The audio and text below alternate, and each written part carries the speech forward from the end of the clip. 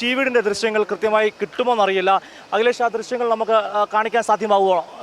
ഒന്നെങ്കിലും ഒന്ന് കാണിക്കുക. ആ ചീവീടുകൾ കൂട്ടമായി ചിലയ്ക്കുന്ന അതിനോടൊപ്പം തന്നെ മറ്റൊരു ദൃശ്യങ്ങൾ. അഖിലേഷ്, ക്യാമറ ഇങ്ങോട്ട് തിരിക്കുക. ഈ ഭാഗത്ത് കണ്ടോ ഒരു അതിശക്തമായി വെള്ളം ഒഴുകിപ്പോകുന്ന ഒരു കാഴ്ച നമുക്ക് ഇപ്പോൾ കാണിക്കാം. അവിടുന്ന് ഒഴുകി വരുന്ന വെള്ളം, ഒരു പുഴ പെട്ടെന്ന് എത്രമാത്രം, അതായത് ഞങ്ങൾ ഇപ്പം നടന്നു വന്ന ഒരു വഴിയാണ്, ആ വഴിയിലാണ് ഇത്രയും വെള്ളം. സാർ, ഒരു പക്ഷേ നമ്മൾ തിരിച്ചു പോകുന്ന ഈ സ്ഥലത്തുകൂടെ തന്നെ അല്ല, അവിടെയാണ് വെള്ളം തിരികെ പോകാനുള്ള വഴിയാണിത്.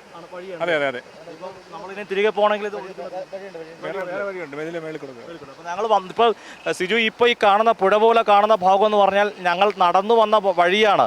ആ വഴി എന്ന് പറഞ്ഞാൽ ഇപ്പോൾ രൂപപ്പെട്ട വഴി, ആ വഴിയിലാണ് ഇപ്പം അതിശക്തമായി വെള്ളം പോകുന്നത്. അപ്പോൾ ഈ വെള്ളത്തിൻ്റെ ഒഴുക്ക്, അവിടെ തടഞ്ഞു നിർത്തിയ വെള്ളം കടത്തി വിടുമ്പോൾ ആ ഒഴുക്ക് പ്രകൃതിയിൽ നിന്ന് സൂചനയായിരിക്കാം ഒരുപക്ഷെ ചീവീടുകൾ നമ്മളോട് വിളിച്ചു പറയുന്നത്.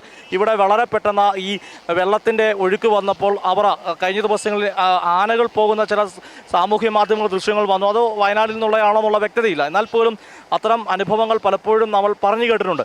ഇവിടെ ഇപ്പോഴിതാ ഈ ഒരു കാര്യം, അതായത് കൂടുതൽ കാര്യങ്ങൾ കുക്കർ ഉൾപ്പെടെയുള്ള ഭാഗങ്ങൾ ഇവിടുന്ന് തെളിഞ്ഞു വരുന്നുണ്ട്.